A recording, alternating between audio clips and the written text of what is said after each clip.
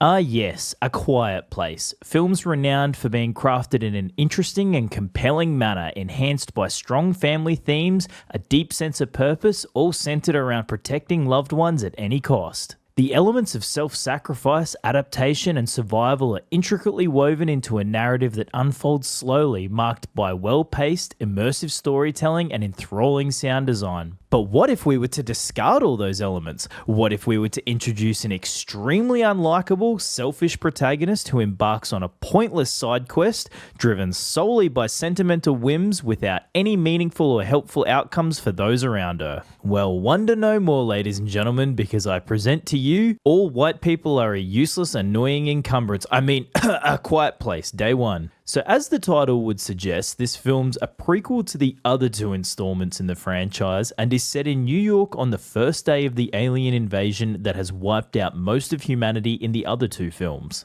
Now, what are the things we like about prequels when they're done well? Is it understanding the origin story behind the world that we already are familiar with? Understanding character motivations? Understanding our villain or threat's origin story and or their motivations? Enriching the already established world and adding to it? Expanding upon the lore that we already understand? Do we get any of that in this movie?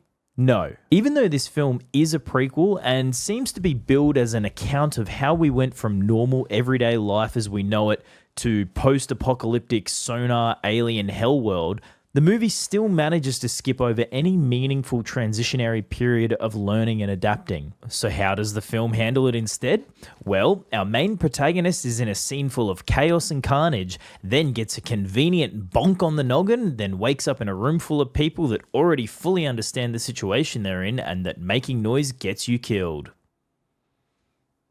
The getting knocked out and waking up in a different location thing is such an annoying movie trope that does so much heavy lifting for characters getting out of a bad situation or getting from A to B off screen. Now, this could be because the actual practicality of that happening is either very hard to represent visually or it's just being used to plug a hole in some lazy writing.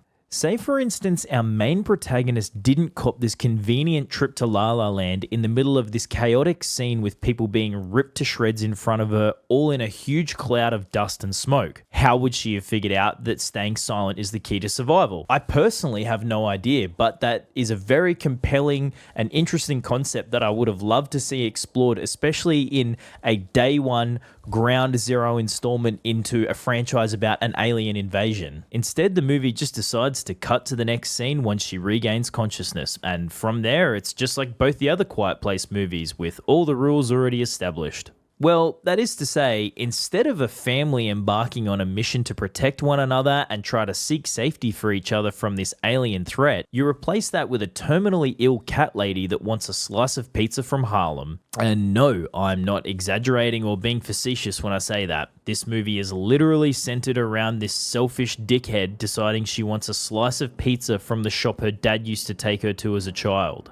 Obviously, I get that this quest is more of a sentimental mission for her rather than literally just wanting a slice of pizza, but it's so ridiculous and uncompelling as a narrative drive for the protagonist that you at best feel apathetic towards this idiotic mission, and at worst you actively dislike her for needlessly endangering herself, her companion, and her cat. Which brings me to the other insufferable part of this film, her companion and her cat. So let's get the most infuriating part out the way first. This is going to annoy some of you. A cat is not a dog.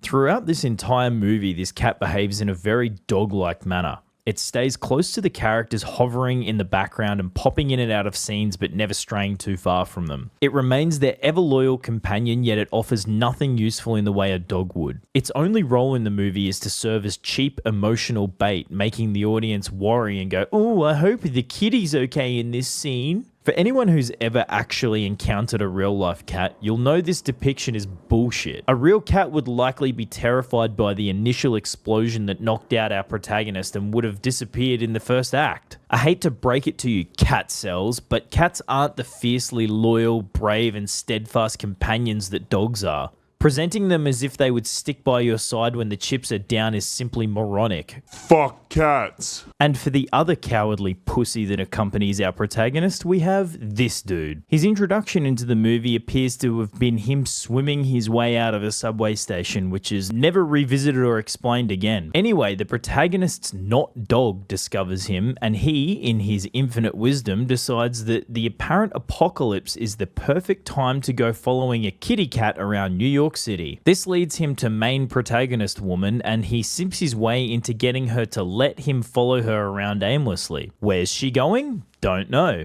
Has she got any weapons or other items that might lead you to believe she's the right person to follow around in an emergency? Nope. Is she going in the exact opposite direction to what everyone else in the city is heading towards for no discernible reason? Yep. Does she explicitly tell you to go away and offer you zero reassurance that she knows what she's doing?